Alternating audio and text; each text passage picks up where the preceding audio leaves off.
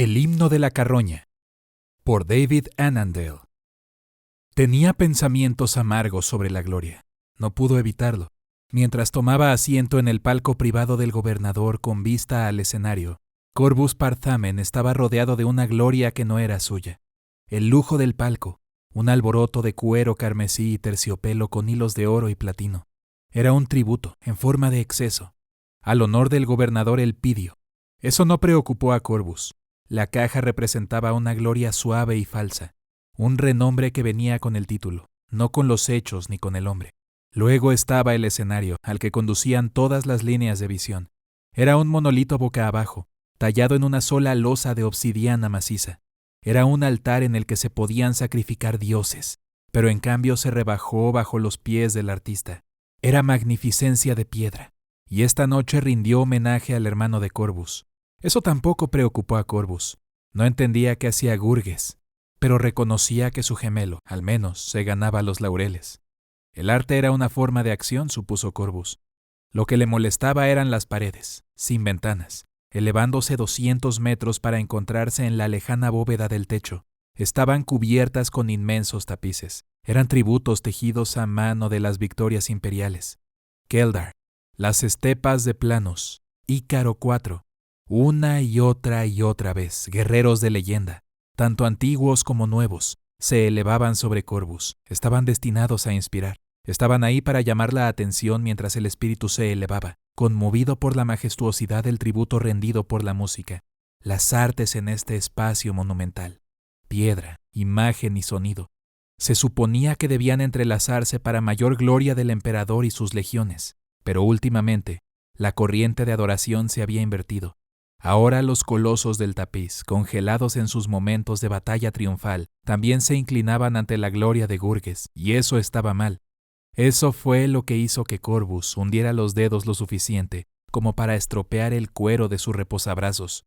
La esposa del gobernador, Lady Ahala, se volvió hacia él, sus múltiples collares tintineando entre sí. «Es bueno verlo, coronel», dijo ella. «Debe estar muy orgulloso». ¿Orgulloso de qué? Quería decir. ¿Orgulloso de las contribuciones de su mundo natal a las cruzadas imperiales? Fue un chiste. Ligeta era una broma. De los 100 tapices ahí en la sala de espectáculos del Palacio Imperial de la Cultura, ninguno representaba a un héroe liguetano, en lo profundo de Segmentum Pacificus, lejos de las líneas del frente de cualquier contienda. Ligeta no se vio afectada por la guerra más allá del diezmo habitual de los ciudadanos legados a la Guardia Imperial. Muchos de sus hijos habían luchado y caído en tierras lejanas, pero ¿cuántos se habían distinguido hasta el punto de ser recordados y celebrados? Ninguno. ¿Orgulloso de qué? ¿De su propio esfuerzo de guerra? ¿Que comandaba el regimiento de defensa de Ligeta? Eso solo lo convirtió en parte de la broma de Ligetan. Los oficiales enviados de regreso a sus mundos natales desarrollaron una reputación, especialmente cuando esos mundos natales eran remansos decadentes y mimados. Lo horrible que era que ni siquiera podía preguntarse qué había hecho mal. Sabía la respuesta. Nada. Lo había hecho todo bien. Había hecho todos los amigos correctos, servido bajo todos los oficiales correctos, inclinado y raspado en todos los lugares correctos, en todos los momentos correctos. También había cumplido con su deber en el campo de batalla. Nadie podría decir lo contrario, pero no hubo cargas desesperadas, ni defensas de último hombre en pie. Los regimientos de Ligetan fueron llamados a mantener las líneas de suministro, guarnecer el territorio capturado y acabar con la resistencia simbólica de aquellos que fueron derrotados. Pero no habían llegado a un acuerdo con el hecho. No fueron convocados cuando la necesidad era urgente. La injusticia lo hizo hervir. Sabía su valor y el de sus compañeros. Lucharon y murieron con los mejores cuando se les dio la oportunidad. No todas las limpiezas habían sido rutinarias. No todos los territorios habían sido pacificados fácilmente. Los ligetanos sabían pelear y tenían mucho que demostrar. Solo que nadie vio nunca. A nadie se le ocurrió mirar, porque todos conocían la reputación de Ligeta. Era el planeta del diletante y del artista, el planeta de la canción. ¿Orgulloso de eso? Y sí, eso era exactamente lo que quería decir Ahala. Orgulloso de la música, orgulloso de la canción, orgulloso de Gurges. La población civil de Ligeta se regocijó con la reputación del planeta. No vieron vergüenza ni debilidad en ello. Usaron la misma lógica que los superiores de Corvus, que pensaron que habían recompensado su lealtad política, enviándolo a casa. ¿Quién no querría un agradable mando, lejos de la inmundicia de un mundo colmena infestado por el caos? ¿Quién no querría estar cerca de Gurges Parthamen, creador no de una canción, sino de la canción? Sí, pensó Corvus, Gurges había hecho algo bueno ahí, hace más de una década. Pero ahora la canción era un himno de la gloria del emperador, difícilmente inusual. Pero Regeat Imperator era rara. Era el producto de la alquimia especial que, de vez en cuando, fusionaba la magnificencia formal con el atractivo populista. La melodía era lo suficientemente magistral como para ser tocada por el cuerno de combate de un titán, lo suficientemente simple como para ser silbada por el soldado más humilde, lo suficientemente pegadiza que, una vez escuchada, jamás se olvida. Mantuvo la moral en 1000 mundos sitiados y encendió el valor de millones de tropas que acudieron al rescate. Corvus tenía todo el derecho y todo el deber de estar orgulloso del logro de su hermano. Fue una obra digna de un genio. Así le habían dicho. Tendría que conformarse con las palabras de los demás. Corvus tenía diversión. Era tan sordo a la música como Gurges estaba en sintonía con ella. El trabajo de su gemelo lo dejó frío. Oyó una línea melódica más clara en el chirrido de un piel verde inmovilizado bajo los pies de un acorazado. Corvus le dijo a Lady Ahala: «No podría estar más orgulloso». «¿Y sabes lo que nos ofrece esta noche?», preguntó Elpidio. Acomodó su blanda humanidad más cómodamente. «No». «¿En serio?». Ahala parecía sorprendida. «Pero tú eres su gemelo. Hace casi un año que no nos vemos». Elpidio frunció el ceño. «No pensé que te hubieras ido». Corvus reprimió una mueca de humillación. Gurges era el que estaba fuera del planeta, dijo, buscando inspiración en las estrellas o alguna otra tontería mimada. Corvus no lo sabía y no le importaba. Colgando de la bóveda de la sala había cientos de globos luminosos modelados en un mapa celestial del imperio. Ahora se desvanecieron, silenciando el ruido blanco de decenas de miles de conversaciones. La oscuridad abrazó a la audiencia y solo el escenario estaba iluminado. De entre bastidores salía el coro. Los cantantes vestían uniformes negros tan arrugados como el atuendo ceremonial de cualquier oficial. Marcharon adentro, hasta que sus cientos llegaron a la mitad trasera del escenario. Se enfrentaron a la audiencia. Al principio, Corvus pensó que llegaban cascos plateados, pero luego se estiraron y se bajaron las máscaras, sin rasgos, sin ojos. Las máscaras cubrían la mitad superior de la cara de cada hombre. ¿Cómo lo van a ver comportarse?, Elpidio se preguntó. Ahala se rió de la emoción. «Eso no es nada», susurró ella. Puso una mano confiada en el brazo de Corvus. «He oído que no ha habido ningún ensayo. Ni siquiera el coro sabe lo que se va a representar». Corvus parpadeó. «¿Qué? ¿No es emocionante?». Ella volvió al escenario, feliz y plácida ante la perspectiva de lo imposible. La luz siguió desvaneciéndose hasta que solo hubo un estrecho haz de luz al frente y en el centro. Un pequeño pinchazo en la noche helada de piedra. El silencio era tan denso y pesado como el escenario. Fue lento por el solemne, lento golpe de tacones de botas, con paso firme como un ritual, como si estuviera asombrado por su propia llegada.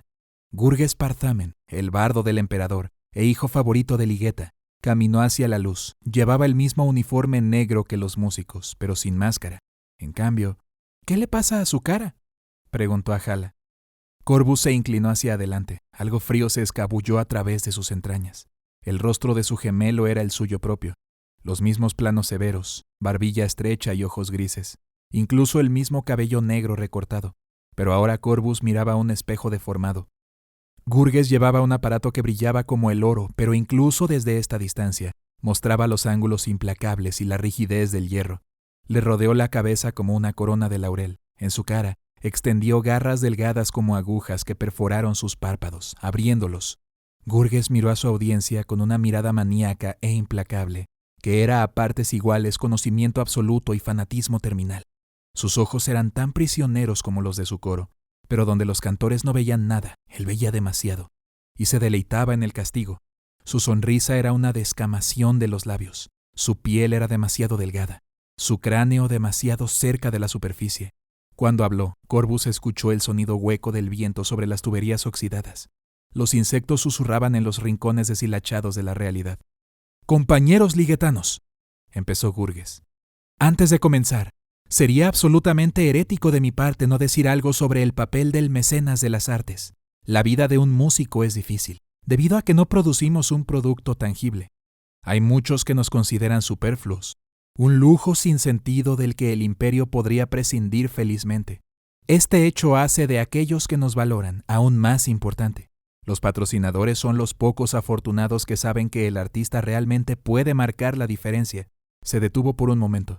Si esperaba aplausos, el conocimiento y el hielo en su mirada rígida detuvieron a la audiencia. Imperturbable, continuó. En el transcurso de mi vida musical, he tenido el privilegio de haber trabajado con muchos patrocinadores generosos, comprometidos y sensibles. Es gracias a ellos que mi música ha llegado a ser escuchada. Bajó la cabeza, como vencido por el pudor. Corbus habría resoplado ante la presunción del gesto, pero estaba demasiado tenso. Temía a las palabras que pudieran salir del rostro rictus de su hermano. Gurges miró hacia arriba, y ahora sus ojos parecían brillar con una luz del color del polvo y las cenizas. Sí, dijo, el generoso patrón debe ser apreciado, pero aún más precioso, aún más milagroso, aún más digno de ser celebrado y glorificado es el patrón que inspira. El mecenas que abre la puerta a nuevas perspectivas de creación y empuja al artista. Me presento ante ustedes como el sirviente de uno de esos patrones. Sé que mi humilde tributo al emperador es muy apreciado, pero ahora puedo ver qué pobre falsificación de la verdad es ese esfuerzo. Esta noche, tú también. No puedo decirte lo que mi patrón me ha revelado, pero yo puedo mostrarte a ti. Las últimas palabras del compositor se deslizaron por la sala como un estertor de muerte. Gurges se volvió hacia el coro, levantó los brazos. Los cantantes permanecieron inmóviles. La última luz se apagó. Una certeza terrible y demasiado tardía golpeó a Corbus. Él debe detener esto. Y entonces, Gurges empezó a cantar. Durante casi un minuto, Corbus sintió alivio. Ningún demonio salió de la boca de su hermano. Su pulso se desaceleró.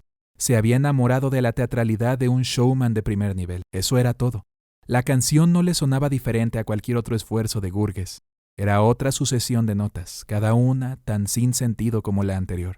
Entonces se dio cuenta de que estaba equivocado. No estaba escuchando una sucesión simple. Incluso sus gruesos oídos podían decir que Gurges estaba cantando 2 notas a la vez. Luego 3, luego 4.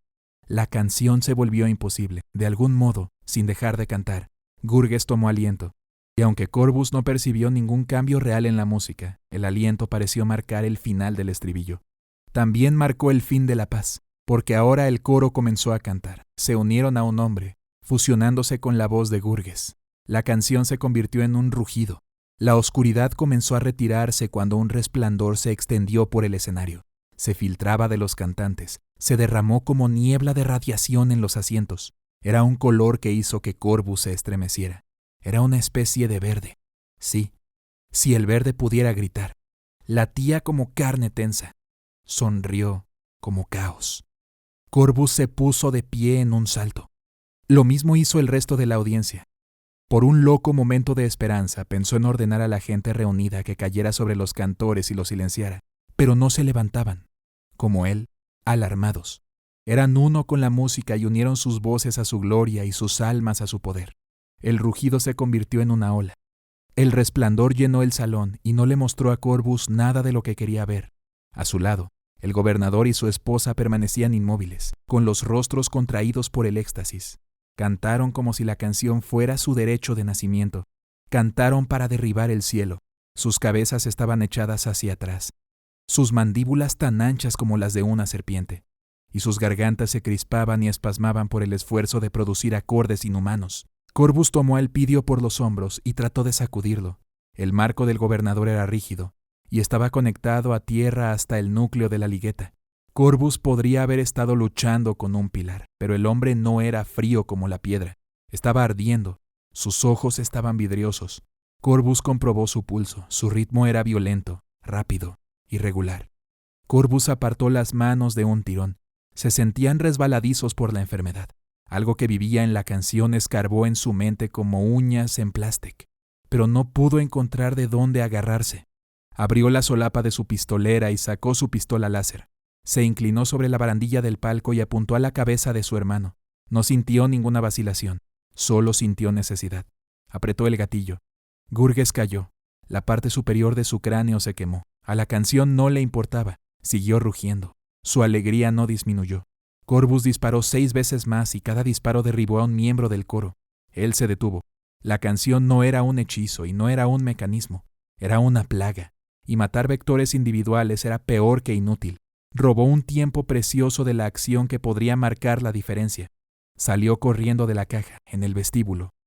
Los sugieres formaban ahora parte del coro, y la canción perseguía a Corvus mientras bajaba ruidosamente los escalones de mármol hasta el entresuelo, y de ahí a la planta baja. El vestíbulo, tan cavernoso como el Performance Hall, conducía a la gran galería de arte. Su longitud abovedada se extendía 1 kilómetro completo hasta la salida del palacio, manchado del piso al techo. Mosaicos de vidrio de los primarcas miraban desde lo alto bronces heroicos. Innumerables guerreros pisotearon a los enemigos del imperio, aplastándolos en una agonía fragmentada que se hundió en los pedestales. Pero la alegría ya no era una celebración del arte y la gloria. Era una garganta y aullaba la canción tras él. Aunque la melodía le era desconocida, aún podía sentir la fuerza de la música, intangible, pero empujándolo con la violencia del aliento de un huracán. La luz le pisaba los talones, inundando la garganta con su bilis burlona. Irrumpió desde el gran portal hacia la plaza. Se detuvo a tropezones, horrorizado. El concierto había sido retransmitido. Palestrina, la capital de Ligeta, y una ciudad de 30 millones, gritó. Se convulsionó. El resplandor vespertino de la ciudad estaba teñido no con la luz del caos. En la plaza, en las calles, en las ventanas de las torres delicadas y resplandecientes de Palestrina, la gente se levantó y cantó su muerte. Las carreteras se habían convertido en una pesadilla de restos retorcidos y en llamas cuando los conductores, poseídos por el arte, chocaban entre sí. Las víctimas de colisiones, no del todo muertas, cantaron en lugar de gritar por última vez. Por todas partes el coro cantaba al cielo, y el cielo respondía con llamas y truenos. Al oeste, entre las torres, el horizonte brillaba y retumbaba, y florecían bolas de fuego. Estaba mirando el puerto espacial y se dio cuenta Corvus, y viendo la destrucción causada por cada nave que aterrizaba y partía de repente, perdiendo toda guía. Hubo un rugido ensordecedor en lo alto, y un transporte de carga llegó bajo y enloquecido. Con los motores ardiendo de color azul, se estrelló contra el costado de una torre a unas cuadras de distancia. La nave explotó, llenando el cielo con la luz y el sonido de su muerte. Corvus se agachó cuando la metralla del tamaño de meteoritos se arqueó hacia abajo, abriendo cráteres de impacto en la calle, la piedra y la carne. La torre se derrumbó con perezosa majestuosidad, cayendo contra sus vecinos y extendiendo una celebración de destrucción del dominó. El polvo se elevó en una nube asfixiante y veloz. Se precipitó sobre Corvus, ocultando la vista de la ciudad moribunda, pero el cántico continuó. Tosió, atragantándose cuando la arena llenó su garganta y pulmones. Se tambaleó, pero comenzó a moverse de nuevo. Aunque la visibilidad se había reducido a unos pocos metros y sus ojos lagrimeaban y escocían, sintió que podía ver claramente de nuevo. Era como si, al velar la muerte de la ciudad de su mirada, el polvo hubiera roto un hechizo. Palestrina se perdió, pero eso no lo absolvió de su deber con el emperador. Solo su propia muerte podría hacer eso. Mientras tomara aliento, su deber era luchar por Ligeta y salvar lo que pudiera. Tenía que encontrar algún lugar al que no hubiera llegado la canción, encontrar hombres que no hubieran escuchado y que estuvieran infectados por la peste. Entonces podría montar una defensa, tal vez incluso un contraataque, incluso si eso no fuera más que una purga de tierra arrasada. Habría gloria en eso, pero primero, una oportunidad de reagruparse. Primero, un santuario. Tenía la esperanza de saber a dónde ir. Se abrió camino a tientas por el limbo gris de la plaza, con la mano sobre la boca, tratando de no escupir sus pulmones al toser. Le tomó casi 1 hora llegar al otro lado del Palacio de Cultura. En ese momento, lo peor del polvo se había asentado, y la masa intermedia del edificio lo ocultaba aún más. Podía respirar de nuevo. Sus movimientos adquirieron velocidad y propósito. Necesitaba un vehículo, uno que pudiera maniobrar a través del caos enredado de las calles. A medio kilómetro de la plaza encontró lo que buscaba. Un civil estaba sentado a horcajadas sobre su motocicleta al ralentí. Había sido atrapado por la canción justo antes de alejarse. Corvus trató de empujarlo, pero estaba tan rígido y encerrado como lo había estado el gobernador. Corvus le disparó. Mientras sacaba el cadáver de la bicicleta, se dijo a sí mismo que el hombre ya estaba muerto. Si Corvus no le hubiera concedido misericordia, algo más tendría. Un fuego que se propaga, caída de escombros, y si no pasó nada violento, entonces... Corvus miró a los peatones que cantaban y pensó en las implicaciones de lo que estaba viendo. Nada, estaba seguro. Podría liberar a las víctimas una vez que la canción se arraigara. Entonces se paraban donde los golpeaban y cantaban, y no hacían nada más. No dormirían, ellos no comerían, no beberían. Corvus vio el resultado final y también vio el primer atisbo de salvación. Con un renovado sentido de misión, se subió a la motocicleta y se fue. Faltaba 1 hora para el amanecer cuando dejó atrás la ciudad. Más allá de las colinas de Palestrina, tomó aún más velocidad cuando llegó a las marismas resecas. Una vez fértil, la tierra aquí había perdido su capa freática por la sed de la ciudad. En el horizonte, la sombra de Gorek Mesa bloqueaba las estrellas. En la base de su masa vio puntos de luz. Esos destellos eran su destino y su esperanza. El suelo se elevó de nuevo cuando llegó a la base. Se acercó a la puerta principal y no escuchó ningún canto. Ante él, el muro era un escudo de hierro de 50 metros de altura, una cortina inclinada y plisada de fuerza, un águila gigante, una noche oscura sobre negro. Fue grabada cada 10 metros a lo largo de los 2 kilómetros de longitud del muro. Más allá del muro, escuchó el diésel de los motores, el estallido de los campos de tiro, la marcha de las botas, los sonidos de la disciplina que fue visible desde el momento en que llegó. Si los centinelas se sorprendieron al verlo, polvoriento y exhausto, llegando en un vehículo civil en lugar de en su automóvil oficial, no dieron muestras de ello. Saludaron, afilados como máquinas, y le abrieron la puerta. Pasó a Fort Gorek y la promesa de salvación. Al otro lado del muro había una zona libre de arte y música. Se le quitó un peso de los hombros a Corvus mientras observaba el ritmo acelerado y resonante del músculo militar. La fuerza se perfeccionó y, sin embargo, por el trono casi se había perdido también. El día anterior había llegado una solicitud de Jerónim Tarrant, el capitán de la base, dado el trascendental evento planetario que fue una nueva composición de Gurges Parthamen. ¿Autorizaría el coronel una pausa en los ejercicios? ¿Tiempo suficiente para que los hombres se sentaran y escucharan la transmisión de voz del concierto? Corvus no solo había rechazado la solicitud del plano, sino que había prohibido cualquier forma de recepción y transmisión de la actuación. Quería soldados. Le había informado a Jerónim, si quería diletantes, podía encontrarlos de sobra en los palcos del Palacio de Cultura. De camino al concierto, se había preguntado sobre sus motivos para emitir esa orden. ¿Celos? ¿Era realmente tan mezquino? Ahora sabía que no lo era y que había tenido razón. El propósito de una base como esta era mantener a la guardia en un estado de preparación instantánea y perpetua, porque la guerra podría estallar de un segundo a otro, justo como lo había hecho ahora. Cruzó el campo de desfiles y se dirigió a la torre de mando achaparrada en la parte trasera de la base, donde estaba anidada contra la pared de basalto de la mesa. Apenas se había bajado de la motocicleta cuando Jerónim salió ruidosamente de la torre. Estaba pálido, casi frenético, pero recordó saludar. Disciplina, pensó Corvus. Los había salvado hasta ahora, los llevaría a la victoria. Señor, dijo Jerónim, ¿sabe lo que está pasando? ¿Estamos bajo ataque?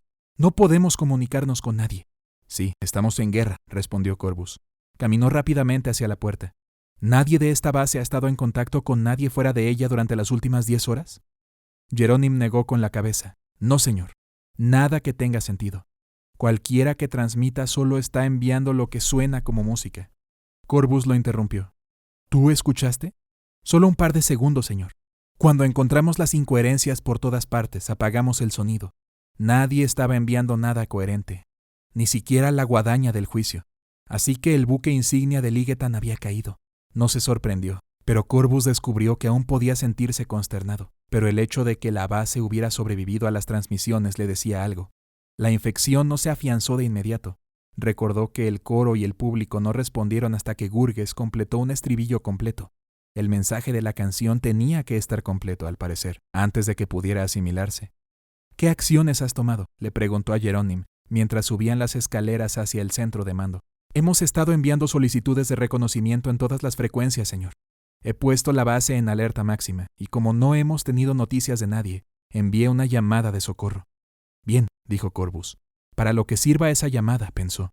Para cuando se recibió el mensaje y llegó la ayuda, podrían haber transcurrido semanas o incluso meses. Para entonces la batalla por el alma de Ligeta se habría ganado o perdido.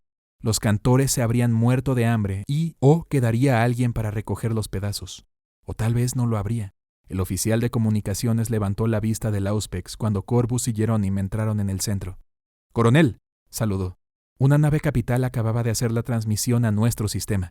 «¿De verdad? Eso fue rápido. Improbablemente rápido». «Nos está llamando», anunció el maestro operador de comunicaciones. Corbus se abalanzó por la habitación y arrancó los auriculares del cráneo del operador. «Todos los mensajes se recibirán solo como texto hasta nuevo aviso», ordenó. «Sin excepciones. ¿Queda claro?» «Sí, señor». El operador asintió. «Reconócelos», prosiguió Corbus. «Solicitar identificación». El soldado así lo hizo. Corbus se acercó a la ventana de Plastek y miró hacia la base mientras esperaba. Había 5,000 hombres aquí. La posición era elevada, fácilmente defendible. Tenía las herramientas. Solo tenía que averiguar cómo pelear. «Mensaje recibido, coronel». Corbus se volvió hacia el operador de comunicaciones. Su voz sonaba completamente mal, como la de un hombre que de repente se había enfrentado a la futilidad de su existencia. Estaba mirando la placa de datos que tenía delante. Su rostro estaba gris. «Léelo», dijo Corbus y se preparó. «Saludos imperiales. Este es el terminal este». Typhus entró en el Strategium cuando la nave emergió en el espacio real del sistema Ligetan. «Múltiples contactos, señor», informó el encargado del puente.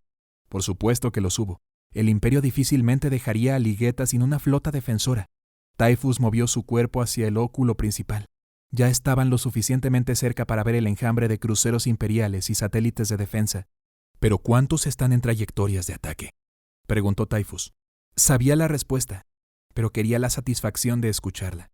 El oficial miró 2 veces su pantalla hololítica, como si dudara de los informes que estaba recibiendo. «Ninguno», dijo después de un momento. «¿Y cuántos nos están apuntando?». Otro breve silencio. «Ninguno». Typhus retumbó y zumbó de placer. Los insectos que eran sus parásitos y su identidad revoloteaban y escarbaban de emoción. Su armadura se onduló con su movimiento. Se permitió un momento para deleitarse con la experiencia, con la gloriosa y terrible paradoja de su existencia. La enfermedad era una fuente inagotable de asombro en su matrimonio de muerte y vida desenfrenada. Fue su deleite difundir el evangelio de esta paradoja. La lección de la decadencia, ante el óculo, mostraba lo bien que estaba aprendiendo la lección. «Acércanos», ordenó. «De inmediato, señor». El asistente del puente fue obediente, pero él mismo era un aprendiz lento. Todavía estaba pensando en términos de una situación de combate normal, sin importar que la falta de respuesta de una flota imperial a la aparición de una nave capital del caos estaba lejos de ser normal. «Estamos adquiriendo objetivos», informó. «No es necesario», dijo Typhus. «Véanlo ustedes mismos. Todos ustedes». Sus oficiales levantaron la vista, y Typhus tuvo público para el espectáculo que había organizado.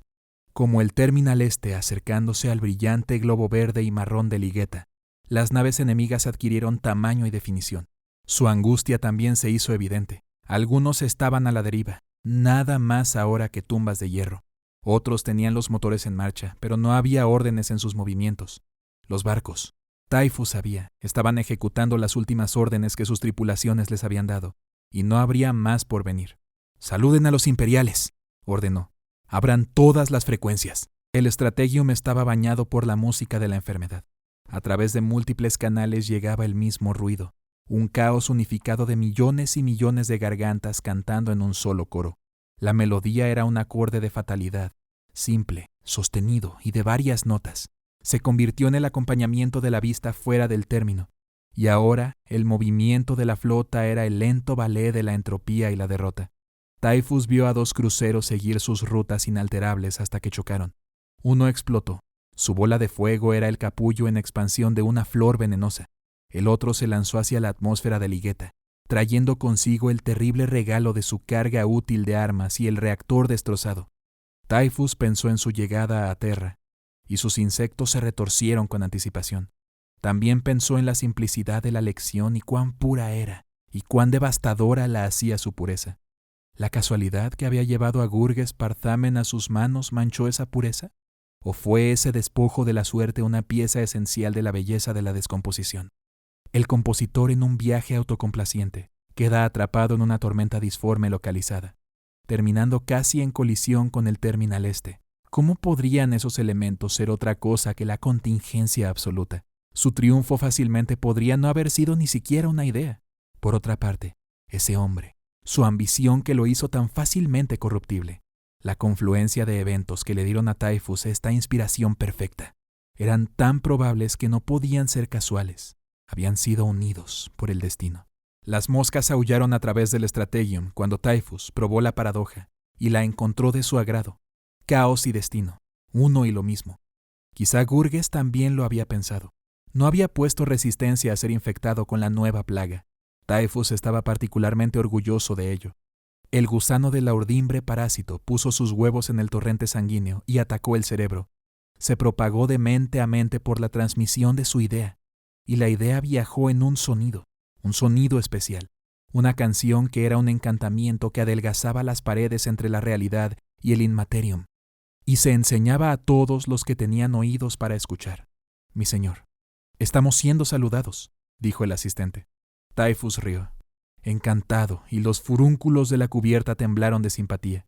Envíales nuestro saludo, ordenó. Ahora tenía un enemigo, ahora podía luchar. Corvus rechazó la desesperación, rechazó las probabilidades. Había un enemigo y el deber exigía el combate. No había nada más. Corvus se paró en el puesto de revisión en los terrenos del desfile, y con los oradores convirtiendo su voz en la voz de Fort Gorek, se dirigió a los miles reunidos, explicó la situación, describió la peste y sus medios de contagio, y él estableció las reglas. Uno era primordial. La música, tronó. Es una enfermedad. Nos destruirá si encuentra la más mínima grieta en nuestra armadura. Debemos estar libres de ella y protegernos de ella. Cualquiera que siquiera silbe será ejecutado en el acto. Sintió una enorme satisfacción al dar esa orden. No se preocupó del porqué.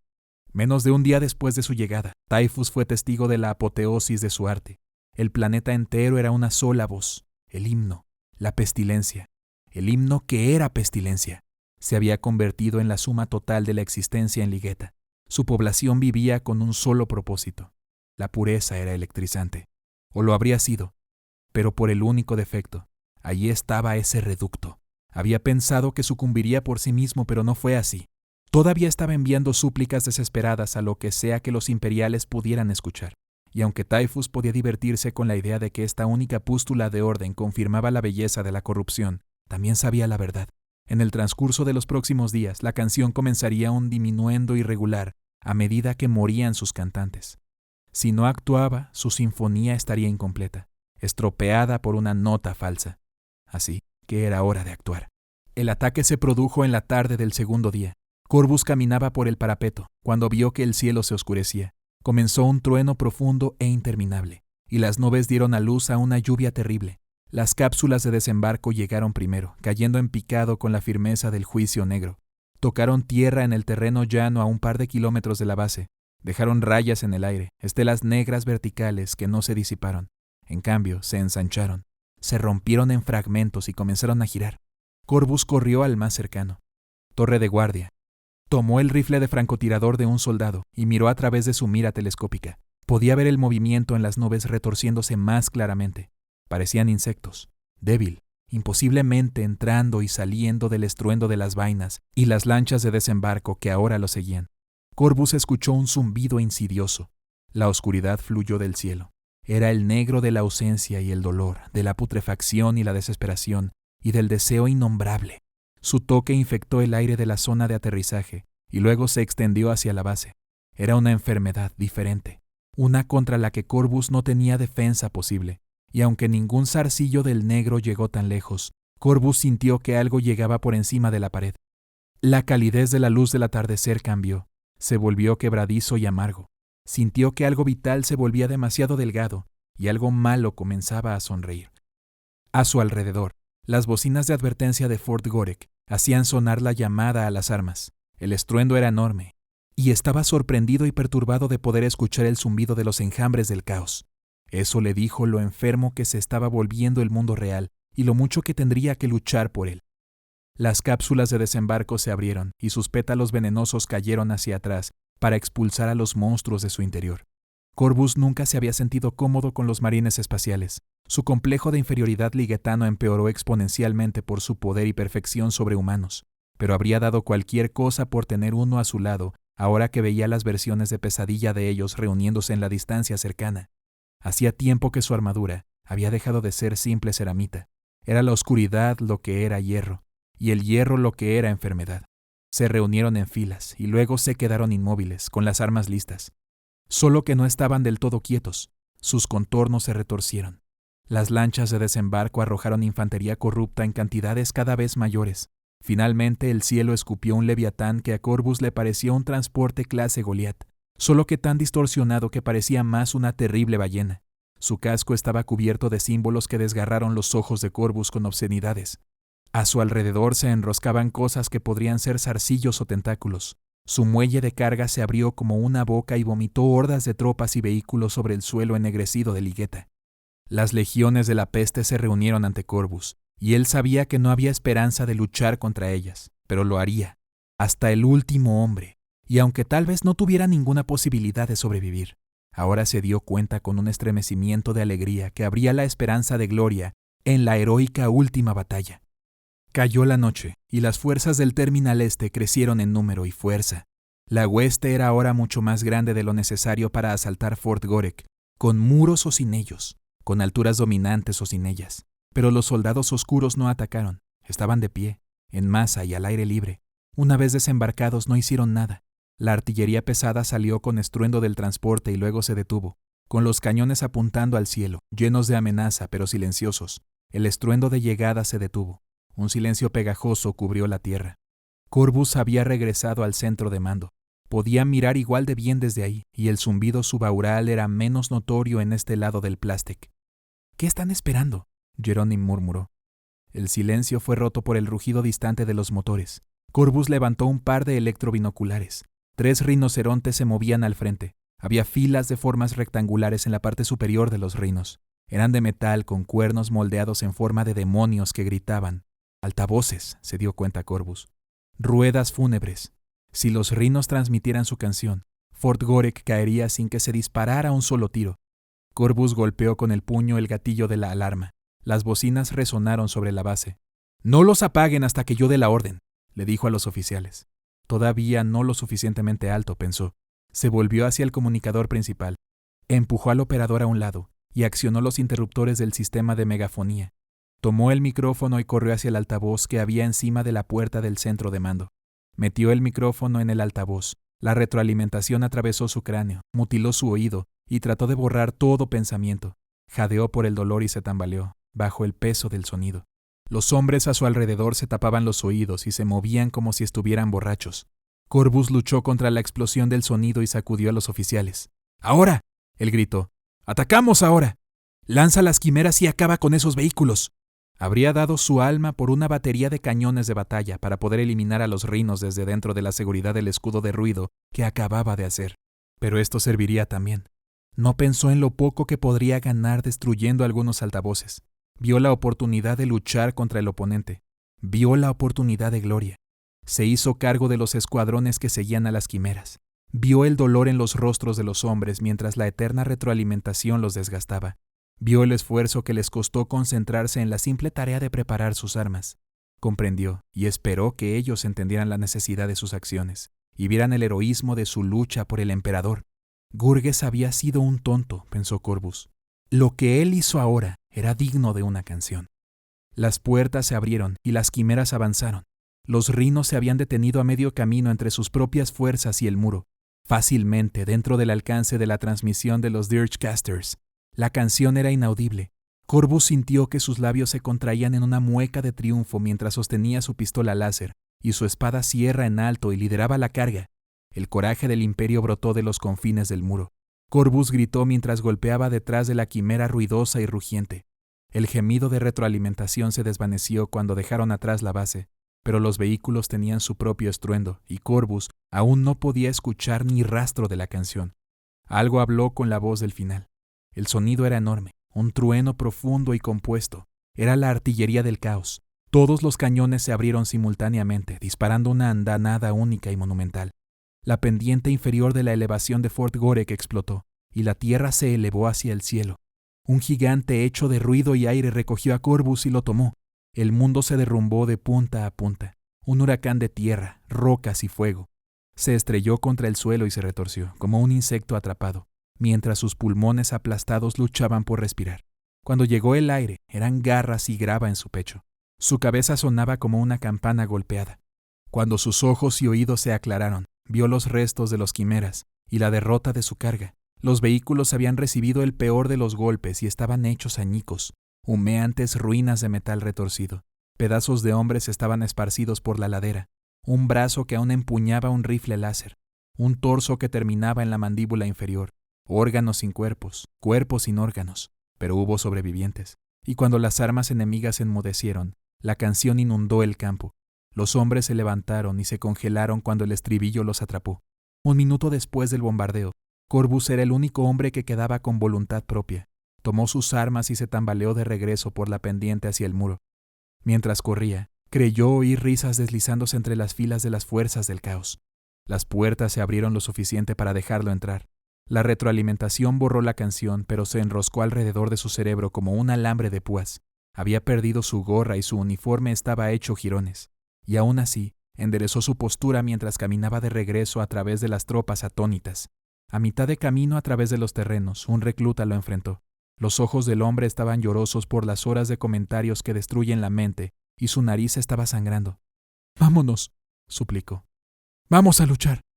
Resistiremos tanto como podamos». Corvus lo empujó hacia atrás. «¿Estás loco?», gritó por encima del gemido. «¿Sabes lo que te pasará?». El soldado asintió. «Yo estaba en la pared. Yo lo vi».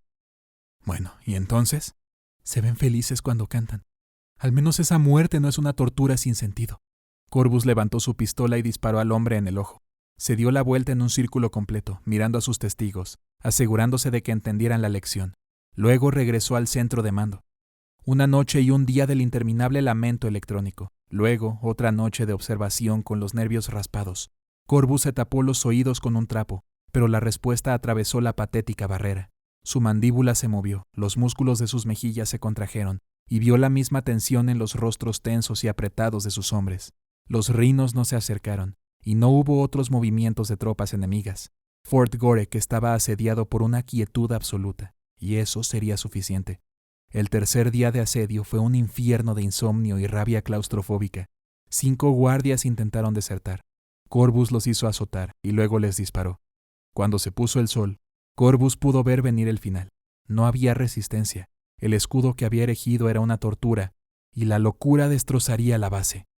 Lo único que quedaba era una carga final y gloriosa que negaría al enemigo el tipo de triunfo que claramente deseaba. Pero ¿cómo hacer ese ataque si las tropas sucumbirían al himno incluso antes de llegar frente al enemigo? Corvus se tapó los oídos con las manos, tratando de bloquear el gemido, tratando de amortiguarlo lo suficiente para poder pensar. El silencio habría sido el mayor regalo que el emperador podría otorgarle. En cambio, se le concedió el siguiente mejor regalo, la inspiración.